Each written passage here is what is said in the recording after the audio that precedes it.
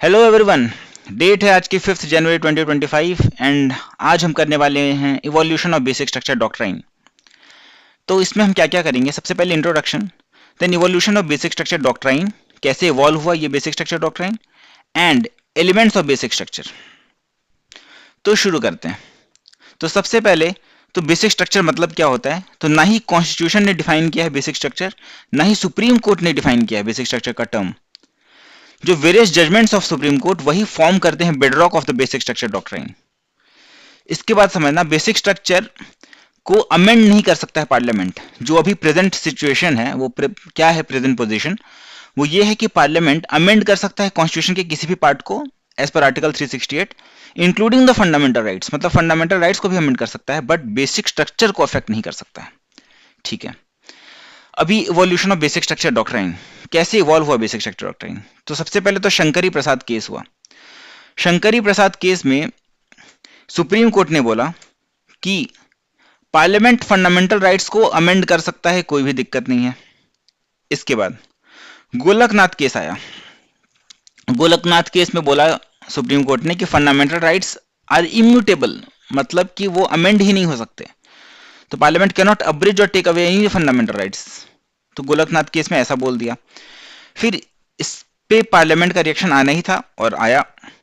Parliament का क्या reaction आया, पार्लियामेंट ने बोला 24th अमेंडमेंट ले आया उन्होंने, 24th अमेंडमेंट एक्ट 1971, और उसमें उन्होंने बोला कि पार्लियामेंट फंडामेंटल राइट्स को टेक अवे कर सकता है, कोई दिक्कत नहीं है। ठीक है, इसके बाद इसके बाद आया इसके रिस्पॉन्स में केशवानंदा भारती केस 1973। इसमें उन्होंने बोला कि हाँ पार्लियामेंट अमेंड कर सकता है फंडामेंटल राइट्स को, कोई दिक्कत नहीं है, बट बेसिक स्ट्रक्चर को ऑल्टर नहीं करना चाहिए। तो बेसिक स्ट्रक्चर जो टर्म आया सबसे पहले आया केशवानंदा भारती केस 1973 में। इसके बाद इसके रिस्पॉन्स में आया 39th अमेंडमेंट एक्ट 1975। इसमें उन्होंने क्या बोला कि election disputes between the PM and the speaker of Lok Sabha ये बाहर हो जाएंगे जुडिशियल रिव्यू के स्कोप से। मतलब इलेक्शन डिस्प्यूट्स जो होंगे between the PM and the speaker of Lok Sabha that will be kept outside the jurisdiction of the court, मतलब ये जुडिशियल रिव्यू इनका हो ही नहीं सकता है। तो फिर इसके रिस्पॉन्स में इंदिरा गांधी नेहरू केस आया और जिसमें इन्होंने बोला 1975 में ही कि ये जो 39th अमेंडमेंट है ये इनवैलिड है क्योंकि judicial review is the part of basic structure. उसके बाद आया 42nd अमेंडमेंट एक्ट 1976। इसके रिस्पॉन्स में इंदिरा गांधी नेहरू केस के रिस्पॉन्स में 1976 में आया 42nd अमेंडमेंट एक्ट। अब 42nd अमेंडमेंट में को मिनी कॉन्स्टिट्यूशन भी कहा जाता है। इसमें बहुत सारे अमेंडमेंट्स थे बट एक और अमेंडमेंट था। वो अमेंडमेंट क्या था कि no limitations on constituent power of parliament and no amendment can be question in courts. इन्होंने बोला कि पार्लियामेंट के पास कोई लिमिटेशन नहीं है अमेंडमेंट करने का, पार्लियामेंट कुछ भी अमेंड कर सकता है पूरे कॉन्स्टिट्यूशन में एंड किसी भी अमेंडमेंट को आप कोर्ट्स में क्वेश्चन नहीं कर सकते, ऐसा बोल दिया इन्होंने। But obviously this is against the basic structure doctrine. तो फिर मिनर्वा मिल्स केस 1980 में सुप्रीम कोर्ट ने इसे इनवैलिड डिक्लेयर कर दिया एंड इन्होंने बोला कि judicial review is the basic structure of the constitution. ठीक है, तो 42nd अमेंडमेंट एक्ट की इस प्रोविजन को सुप्रीम कोर्ट ने इनवैलिड डिक्लेयर कर दिया। इसके बाद आया 1981 का वामन राव केस। इसमें उन्होंने बोला कि अगर कॉन्स्टिट्यूशनल अमेंडमेंट्स आप करते हो तो आप कर सकते हो लेकिन आपको बेसिक स्ट्रक्चर डॉक्ट्राइन को आपको फॉलो करना पड़ेगा, मतलब आपको बेसिक स्ट्रक्चर को अध्ययन करके करना पड़ेगा। लेकिन ये उन्हीं कॉन्स्टिट्यूशनल अमेंडमेंट्स पे एप्लीकेबल हैं जो 24 अप्रैल 1973 के बाद हुए हैं। मतलब केशवानंदा भारती केस का जो जजमेंट डेट था 24 अप्रैल 1973, उसके बाद जो कॉन्स्टिट्यूशनल अमेंडमेंट्स हैं सिर्फ उन पे एप्लीकेबल नहीं है। वामन राव केस में ऐसा बोला। फिर आया आर कोएल्हो केस 2007 में। इसमें उन्होंने बोला कि हाँ सुप्रीम कोर्ट ने क्या बोला कि जो भी लॉज हैं, चाहे कोई भी लॉ हो, चाहे वो 9th शेड्यूल में भी क्यों ना हो, उनका जुडिशियल रिव्यू हो सकता है, that is open to judicial review if they violated the basic structure of the constitution. फिर इसके बाद है 99th कॉन्स्टिट्यूशनल अमेंडमेंट एक्ट।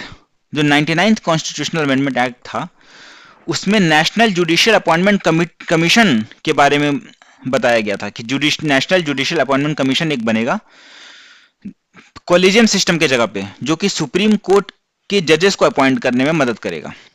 तो सुप्रीम कोर्ट के जजेस को अपॉइंट कौन करेगा? National judicial appointment commission. इन्होंने ऐसा बोला 99th कॉन्स्टिट्यूशनल अमेंडमेंट ने। बट तब तक चल रहा था कॉलेजियम सिस्टम, और अभी भी कॉलेजियम सिस्टम है। तो इन्होंने क्या किया, सुप्रीम कोर्ट ने लेटर ऑन बोला कि नेशनल जुडिशियल अपॉइंटमेंट कमीशन जो है वो इनवैलिड है। ये अमेंडमेंट ही उस अमेंडमेंट को इनवैलिड कर दिया, बिकॉज ये जो नेशनल जुडिशियल अपॉइंटमेंट कमीशन है ये जुडिशरी के इंडिपेंडेंस को हानि पहुंचा सकता है। तो इट में affect the independence of the judiciary, supreme Court ने ऐसा बोला। इस वजह से नेशनल जुडिशियल अपॉइंटमेंट कमीशन को खत्म कर दिया गया and 99th constitutional amendment act को इनवैलिड डिक्लेयर कर दिया गया। एंड अभी भी जो सिस्टम है सुप्रीम कोर्ट के जजेस का वो है कॉलेजियम सिस्टम। ठीक है, इसके बाद है कुछ एलिमेंट्स ऑफ बेसिक स्ट्रक्चर। मतलब ये वैसे जो सुप्रीम कोर्ट के वेरियस जजमेंट्स हुए हैं ये उनके कुछ इंपॉर्टेंट एलिमेंट्स हैं।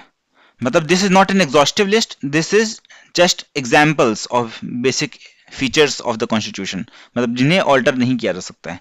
तो separation of power between legislature, executive and judiciary, secular character of the constitution, federal character, welfare state, freedom and dignity of the individual, rule of law, free and fair election, balance between fundamental rights and DPSP, फिर effective access to justice, powers of the supreme court, powers of the high courts, फिर sovereign, democratic and republican nature of the Indian polity, supremacy of the constitution, unity and integrity of the nation, judicial review, parliamentary system, principle of equality, independence of judiciary, limited power of parliament to amend the constitution, principles or essence underlying fundamental rights and powers of the high courts under article 226 and 227।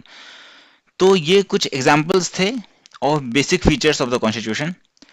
तो इसी के साथ हमारा ये chapter खत्म होता है अब। Thank you.